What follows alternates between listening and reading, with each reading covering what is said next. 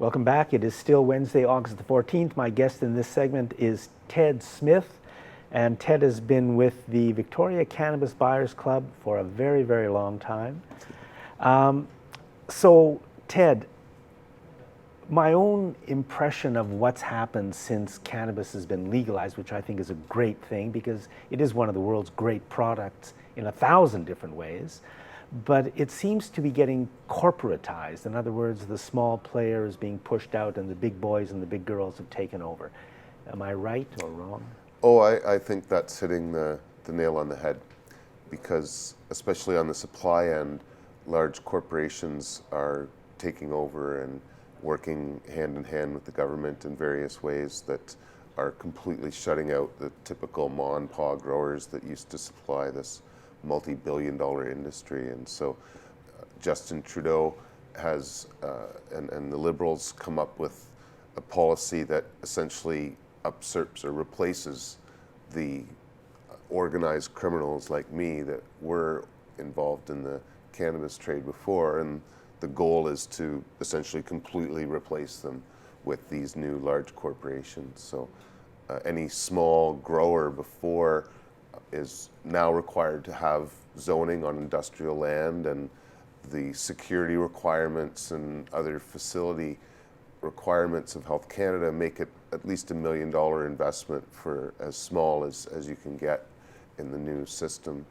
And it's very unfortunate that really the only people that I know that used to grow cannabis illegally that plan on transitioning are working for large multinationals. They're not trying to do it themselves.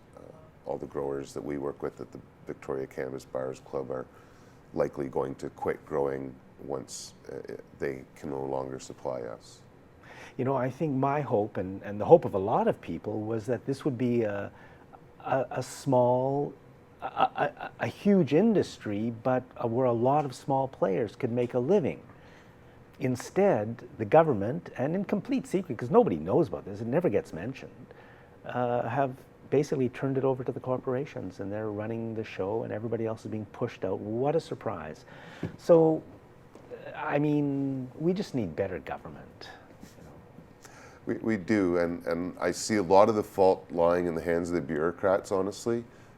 On pretty much every level of government, the bureaucrats have been driving this hyper-regulated industry that doesn't really do the job that they intended to do, which was to replace the illegal industry.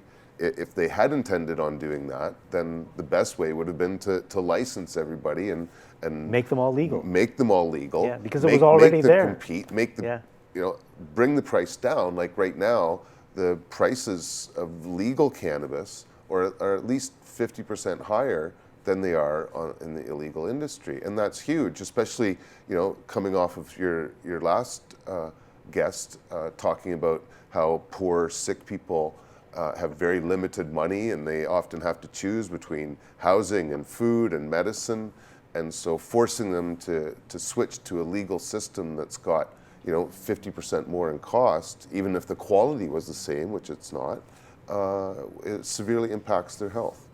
And so patients are the ones that are really being left out in this whole new system. Okay, so let's move on to that. I was talking more about recreational use, yes, but let's move into the medical, what is it called, the medical marijuana? Is that? Medical marijuana has been the general term, although at times it's been confusing as to what exactly that means. The Victoria Cannabis Buyers Club has built its mandate on our constitutional rights to access medicine based on a doctor's diagnosis of an incurable or chronic medical condition. Because once a doctor or medical professional really has diagnosed a person with a severe medical problem, then it invokes constitutional rights to access medicine on your choice. And so that's what we've built our club's mandate on. Other clubs have had different interpretations of what is medical, but this is one that's built on the Charter of Rights and Freedoms, and the courts have backed that up time and time again. So let's just mention, I think that cannabis is, for many illnesses, a wonder drug. So what does it work for? How do people Well, use it? there's a lot of potential uses for it. The ones that we originally knew of 23 years ago when I started the club were around its immediate effect on the smooth muscles. So your stomach is a smooth muscle. So if you have cancer, AIDS, or nausea problems of any type, smoking cannabis immediately relaxes your stomach so that it reduces the nausea. Maybe you're going to even eat because it helps stimulate appetite. So for a lot of sick people, that alone is a good thing. But the smooth muscle action, especially the immediate smoking, relaxes your muscles if you've got arthritis, if you've got chronic pain, if you've got tremors even, it helps relax your muscles in a sense and your nervous system in a way that reduces tremors. Glaucoma is reduced by smoking in particular. There's a lot of benefits that come from smoking. But when you start to use it edibly and topically, it's not just a smooth muscle relaxant.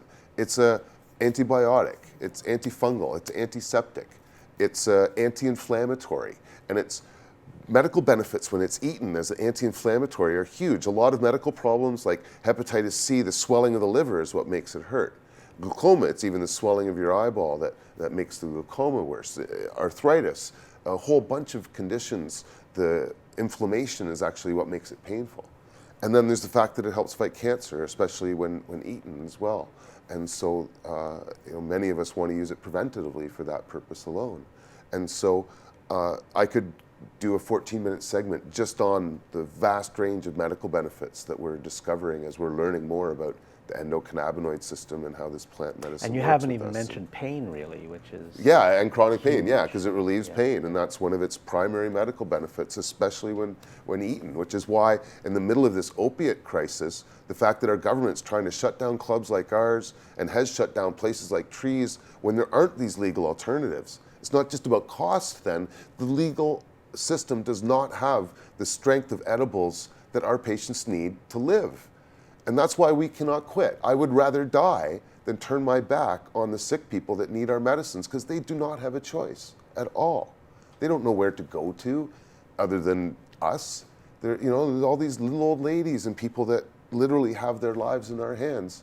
And we're expected to just shutter our doors in the hope that we'll get a license later on that allows us to sell a limited amount of products.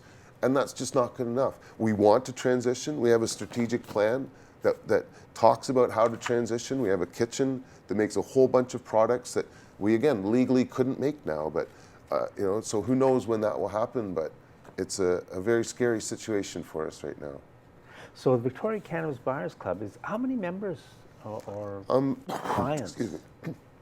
I think it's around 7,700 patients that have signed up to our club over the years. Wow. Although on a current monthly basis, I think we're around maybe 3,300 people that come in our doors every month. That's a lot. We're one of the largest nonprofits in downtown Victoria, and Who knew?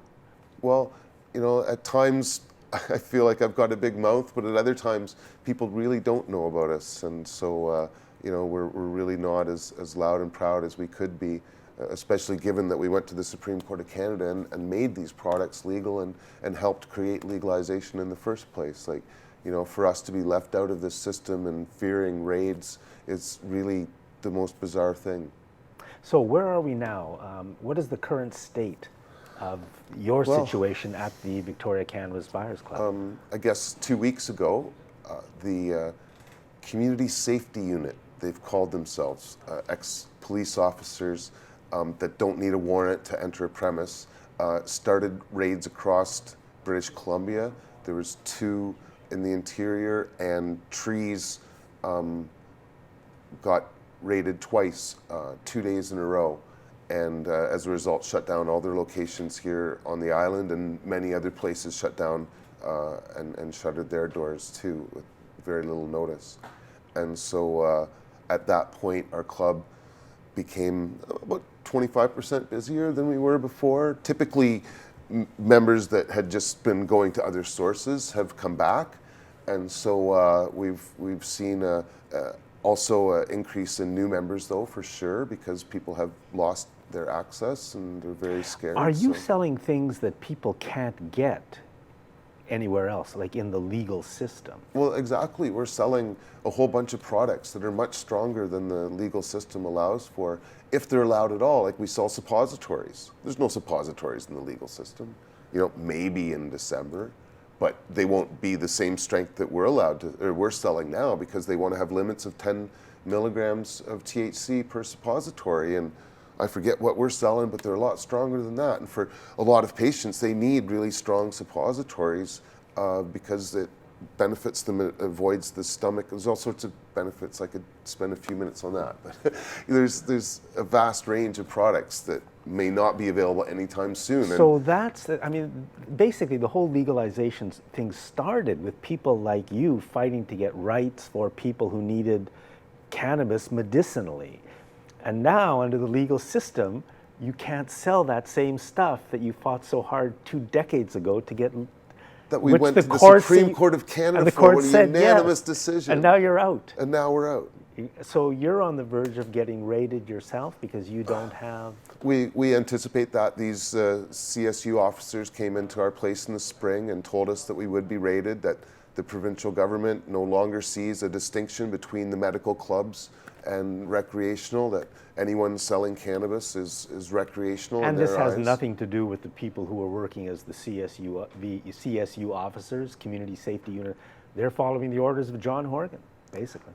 Yeah, again, you know, the bureaucrats, I really feel, are the ones driving this. I bet John Horgan's frustrated too, because the bureaucracy is out of control here. Well, I would hope he is, because communities and people are being affected. Yes. When they raid our club, and it's the premier. It's in our strategic plan that they do, because we recognize that there's these forces. It's in this plan that we're getting raided and reopening and fighting. Right. And so the day they raid our club, we're not only going to have a big protest out while they're clearing our store out of these medicines, and go down the street basically to Carol James's office and let her know how bad this is. But the next day, we're going to line up dozens of wheelchairs along the front steps of the provincial legislature with walkers and canes behind them, and the whole world's going to see how bad this government's done on every level, and how many patients are going to hurt and suffer if they get their way.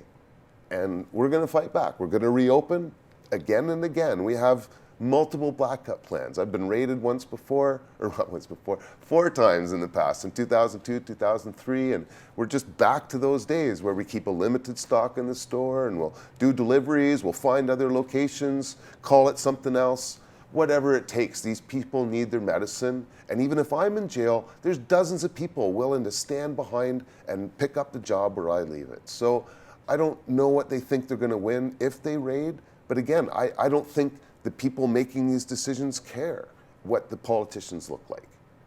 You know, they're adamant that they're enforcing the law. Here we go. You know, we're out of time, but one question.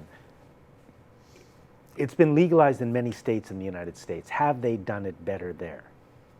Pretty much in every state, they've done it better and it's wonderful to see how the United States is really starting to lead the charge. Of all places. Of all places. Yeah. And so Canada may be the first country to have been so bold, but we've probably got the worst possible program we could, and the rest of the world's going to do it much better. Ted, thank you very much. Thank you for having me. And thanks for watching this segment of Citizens Forum.